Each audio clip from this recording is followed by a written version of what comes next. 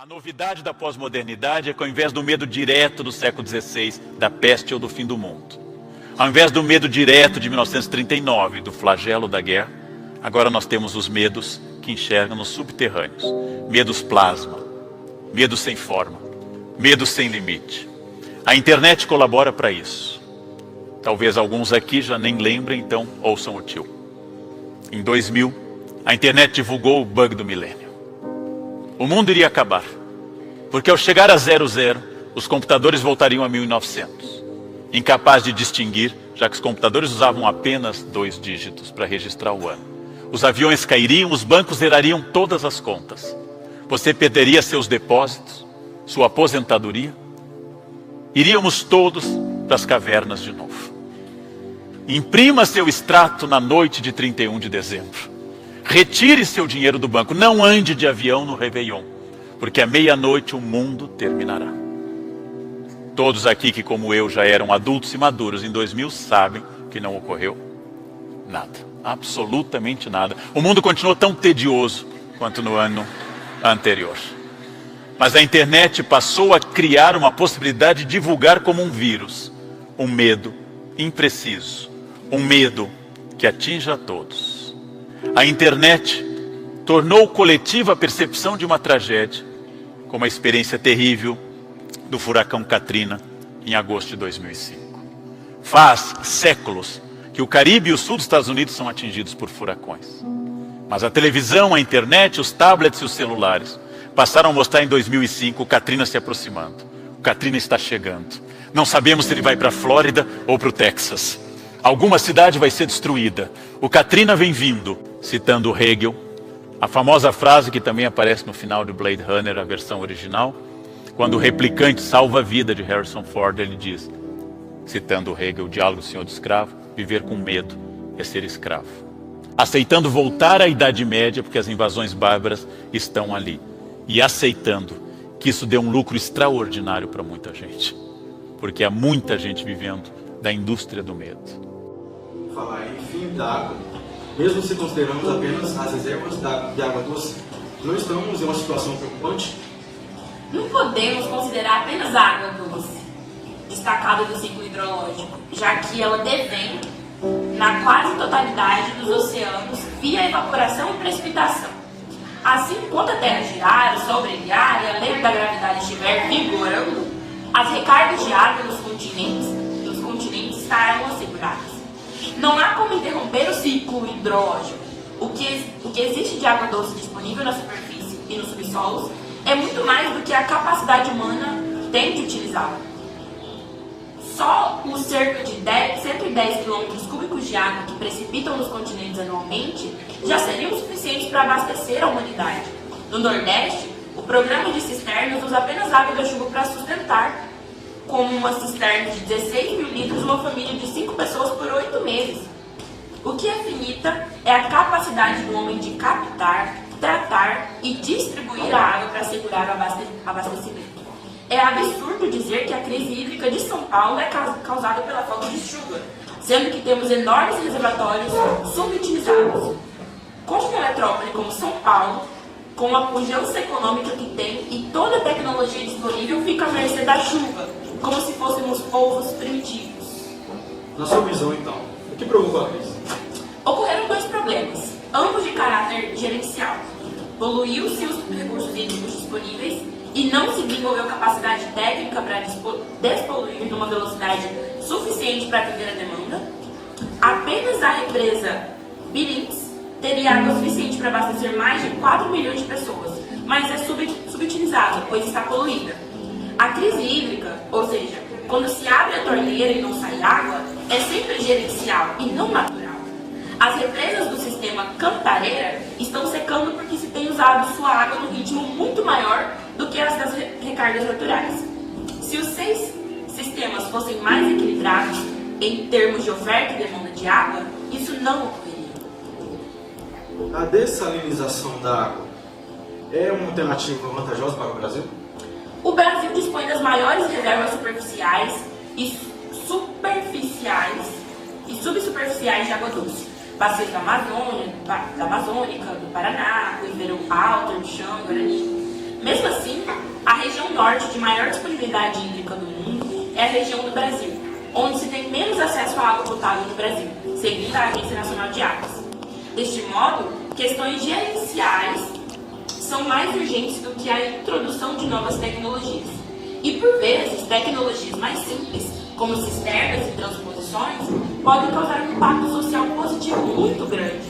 De qualquer modo, o desenvolvimento de membranas filtrantes pode ser muito útil na disposição da água, o que já tem se anunciado, muito mais do que a própria dessalinização. A dessalinização pode ser útil também no Nordeste, onde as reservas naturais apresentam alta salinidade. Já vi estudos que mostram a viabilidade do uso de dessalinizadores domésticos movidos à energia solar, o que é adequado para aquela região. Sobre a necessidade de revisar conceitos, o que a senhora acredita que deveria ser mudado? É incorreto classificar a água como um recurso renovável, como muitos livros didáticos de geografia ainda fazem. Recurso renovável é aquele que, ao ser utilizado, tem a capacidade de recuperar seus retoques por mecanismos naturais, como no caso das florestas. Este conceito não se adequa à água, já que suas quantidades são estáveis no planeta. A molécula de água não se destrói com o uso e sempre acaba voltando para o sistema, ainda que um outro estado, de modo que sempre apenas emprestamos água do ciclo hidrológico. Só que ao mesmo tempo que os livros didáticos classificam a água como renovável, fala-se que se trata de um recurso finito, o que é contrassenso. Aqui mesmo na USP há uma campanha de ótimas intenções para o uso racional da água, mas que pecou quando afirmou que a água é um recurso finito, quando o correto seria dizer captar, tratar e distribuir água é caro, economiza. Ou então, a capacidade da sociedade de tratar e distribuir água é finita, economiza. Finalmente, pouco se fala de desperdício qualitativo, mas apenas no quantitativo. No âmbito doméstico, como não se recebe água de reuso, a mesma água que se bebe se usa para dar a descarga, por exemplo. Cerca de metade dos usos domésticos de água não necessitam de água potável. Vejam que a questão dos recursos hídricos é muito mais complexa do que os recursos reducionismos difundidos pela mídia. Falar sobre a inesgotabilidade da água não pode acabar estimulando o uso irracional deste recurso? Sempre que sou convidada a falar em escolas e faculdades, alguém me pergunta isso. Se não é perigoso afirmar que a água é finita e tal. Mas não se pode educar pelo medo, propagando uma visão fatalista. É uma obrigação da academia superar o senso comum. As pessoas têm que conhecer sim os riscos de ficarem sem água. E se isso acontecer, ter consciência das reais razões desse fato. O papel de cada um, inclusive delas mesmas, pelo próprio uso racional.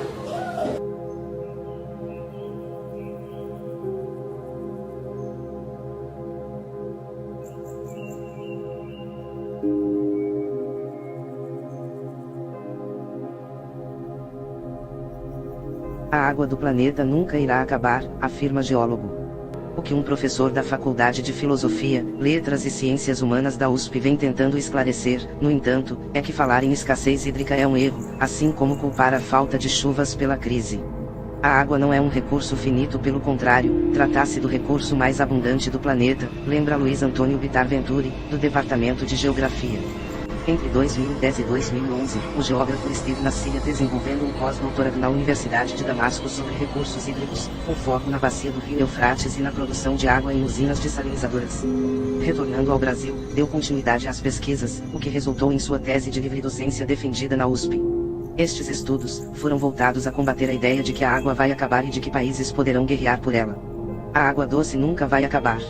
Não podemos considerar apenas a água doce, destacada do ciclo hidrológico, já que ela advém, na quase totalidade, dos oceanos via evaporação e precipitação. Assim, enquanto a Terra girar, o Sol brilhar e a lei da gravidade estiver vigorando, as recargas de água nos continentes estarão asseguradas. Não há como interromper o ciclo hidrológico.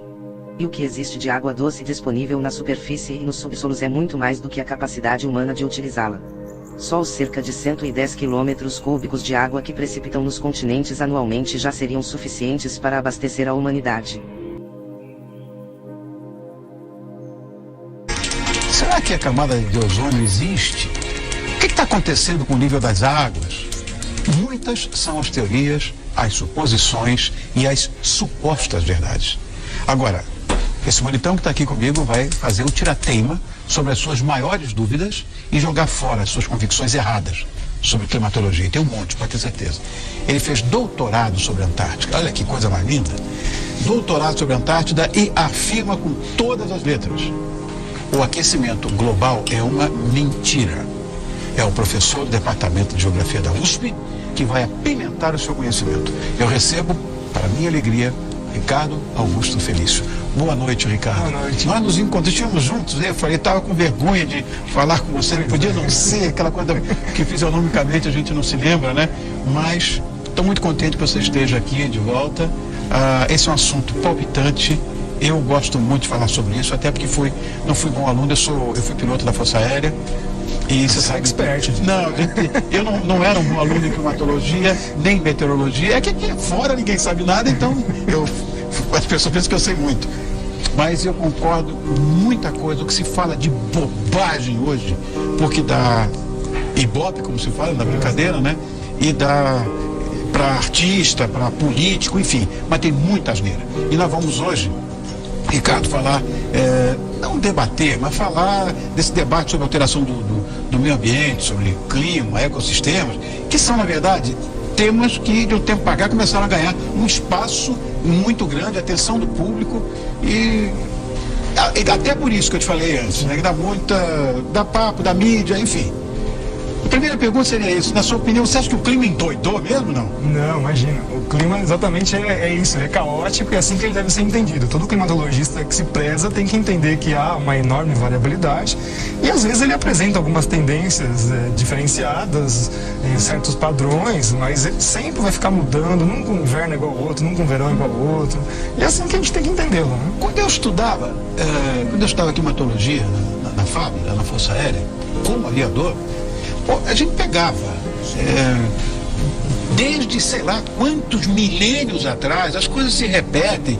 A glaciação que aconteceu, uns continentes quando se encontraram com o outro. Não estou nem falando de Pangeia, separando, não. Gelo mesmo. Sim. Sabe?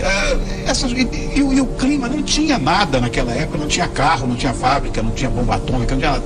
Mas o clima, ele esses fenômenos, ninho, ninha.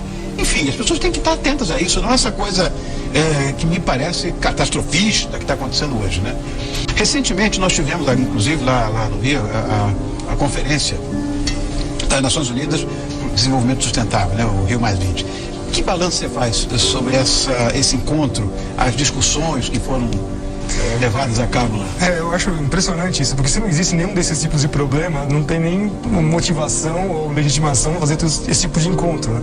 E quando a gente vai no cerne da questão, a gente vê que na verdade é um grande negócio imenso, global, em que os países e as grandes empresas querem saber quanto vão levar nessa brincadeira, né? Então a gente gosta de mostrar bem esse outro lado, que não é que você espana a cortina de fumaça do aquecimento global, das mudanças climáticas, esse pregado caos ambiental, que o planeta vai explodir.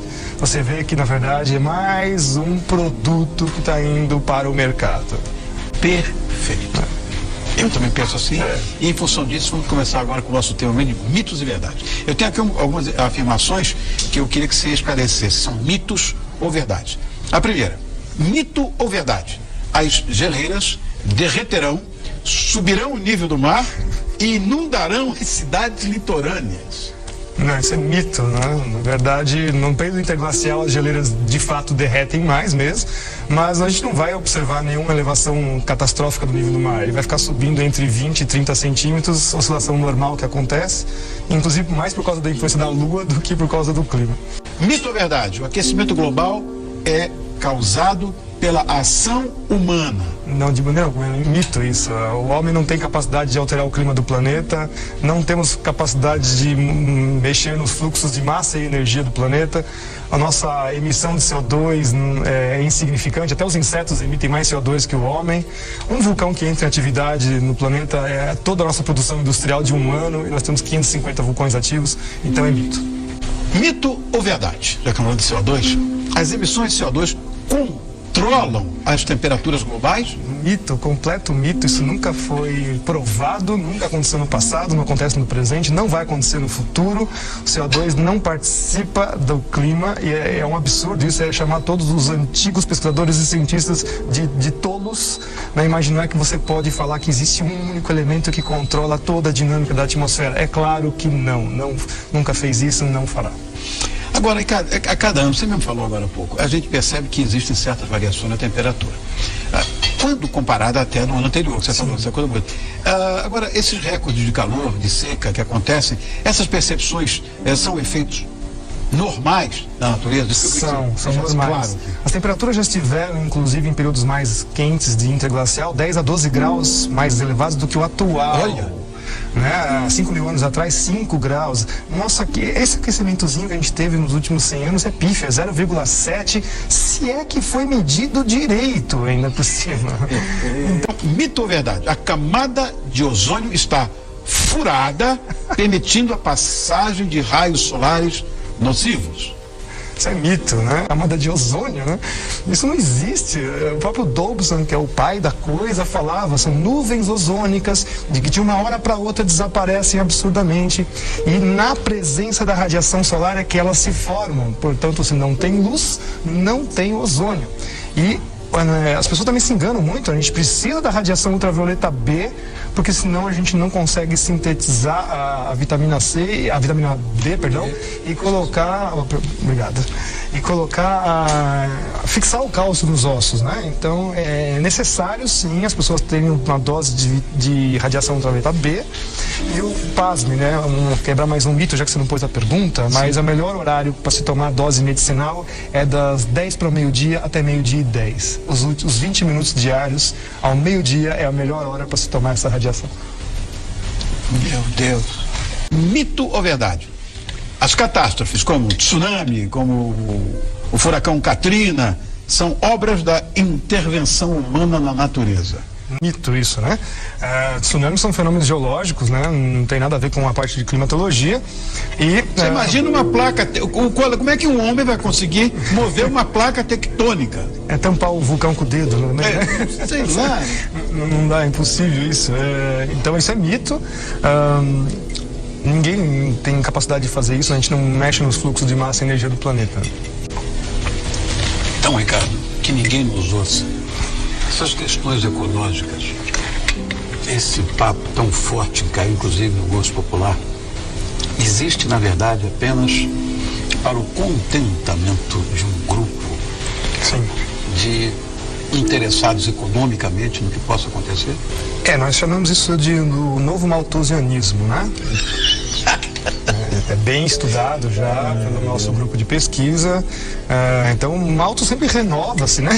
E agora vem com a história do desenvolvimento sustentável, de vender tecnologias renováveis, verdes, etc. e tal. E atrasa diretamente o desenvolvimento dos países. O Brasil é o principal foco, né, desta operação internacional. Mito ou verdade? Eu até contestei essa história aqui, você já me elucidou. A devastação das florestas altera o clima do planeta. Eu pensei que desertificando, ela podia, de certa forma, uma parte vai ficar mais quente que a outra, vai ficar mais seca do que a outra. Ainda mais a Amazônia, que era fundo de mar, não sei. Não, isso é mito, né? Mito completo. As florestas estão lá exatamente porque o clima é favorável. Processos de desertificação e antidesertificação, então existem dois processos, são regulados pela atmosfera. Quem diz que está desertificando ou antidesertificando é o homem, a gente que cria esses conceitos também, né? E basicamente se expressam pela totais pluviométricos que se alteram durante anos seguidos, né? A parte nuclear de desertos, isso não muda mais, o clima chegou no seu máximo, mas a parte periférica ela altera bastante. Isso já é conhecido pelos árabes há mais de 3.000 anos. Então, a vegetação não é responsável pelo clima. O clima que é responsável pela vegetação. Exato. O processo é inverso. Um ser vivo que se aproveita das condições, né? Mito ou verdade? O efeito estufa é real. Mito, né? É outro conceito errado que foi de chamar a atmosfera da Terra como uma estufa. A atmosfera da Terra não é uma estufa. Numa estufa você bloqueia a dinâmica do ar. Então o objetivo é deixar o ar quente lá dentro, porque você não é que é um carro. Você está dentro do carro, o ar fechado, está exposto ao sol, fica extremamente quente, mas quando você abre a janela imediatamente resfria. Então é a mesma ideia, o mesmo conceito. Interessante que se você não turbilhonar o ar dentro da estufa, dá geada do mesmo jeito. Mostra que a radiação infravermelha sai pelo vidro e vai embora. Experimentos já foram feitos há muito tempo com cristal de quartzo e tudo mais. Então isso é mito completo. Não, a atmosfera não trabalha como uma estufa, a gente não bloqueia a dinâmica de fluidos. Então a planeta tem essa temperatura porque nós temos atmosfera. Não adianta jogar para Marte ou para Vênus. Não, mas Vênus tem efeito estufa gigante. Não, Vênus tem 90 vezes o peso da atmosfera que nós temos aqui. Então é lei dos gases, tá? E ele sabe o que diz. Ele é o Ricardo Augusto Felício, professor de climatologia do Departamento de Geografia da USP, que por si só já é uma referência.